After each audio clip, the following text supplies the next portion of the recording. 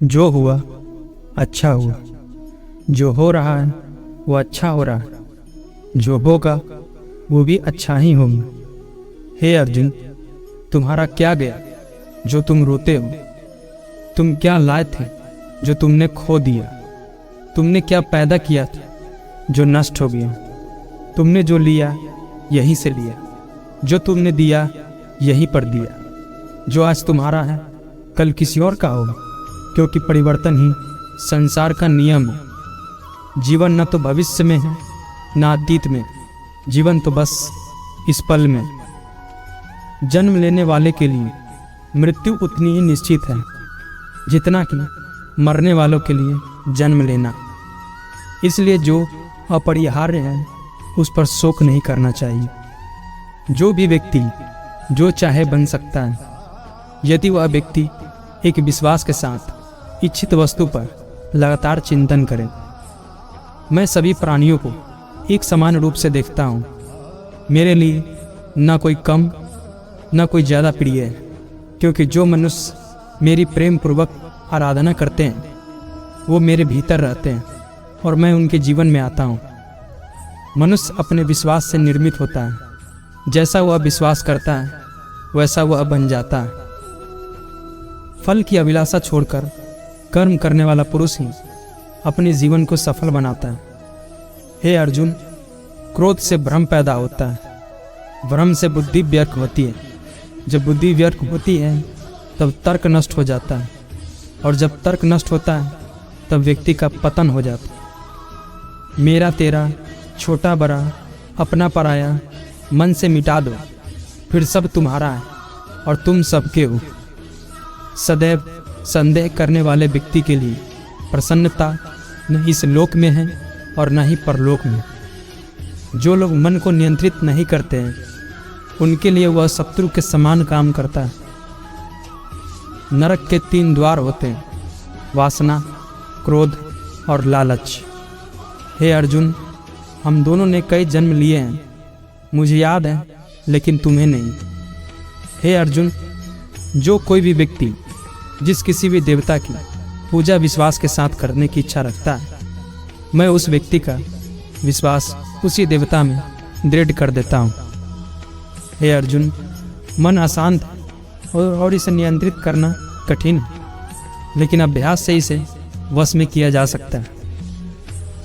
वह व्यक्ति जो सभी इच्छाएं त्याग देता है और मैं और मेरा की लालसा और भावना से मुक्त हो जाता है, उसे अपार शांति की प्राप्ति होती है। धरती पर जिस प्रकार मौसम में बदलाव आता है, उसी प्रकार जीवन में भी सुख दुख आता जाता रहता है।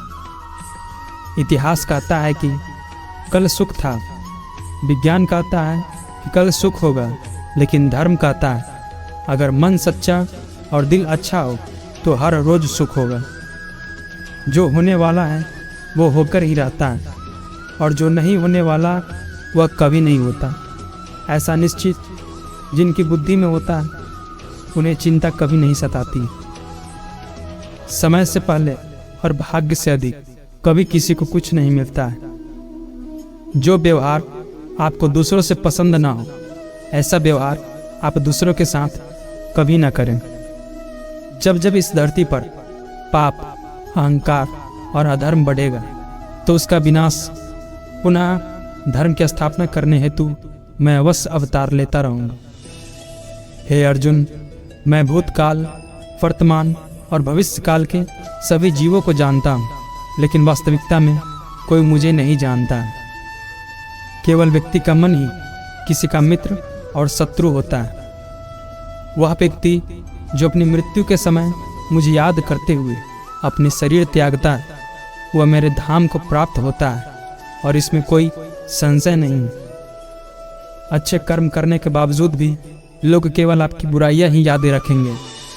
इसलिए लोग क्या कहते हैं इस पर ध्यान मत दो, तुम अपना काम करते रहो। मनुष्य को परिणाम की चिंता किए बिना लोभ, लालच और निस्वार्थ और निष्पक्ष होकर अपने कर्तव्यों का पालन करना चाहिए।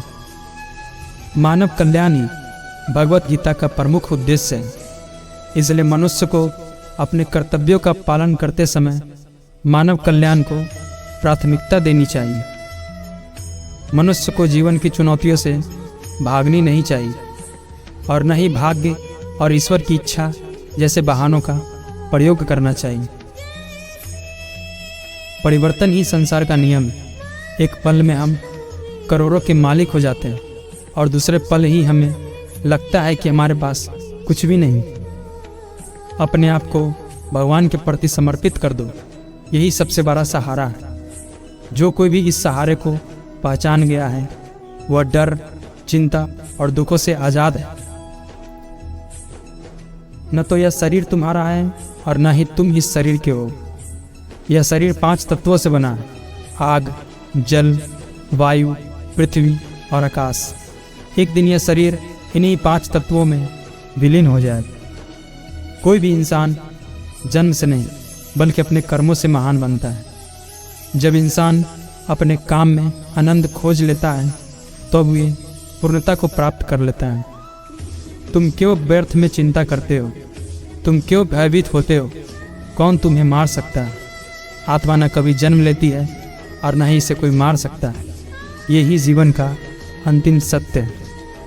हे अर्जुन, मैं धरती का मधुर सुगंध हूँ, मैं अग्नि की ऊष्मा हूँ, सभी जीवित प्राणियों का जीवन और सन्यासियों का आत्म संयम भी हूँ। मन की गतिविधियों, होश, श्वास और भावनाओं के माध्यम से भगवान की शक्ति सदा तुम्हारे साथ है।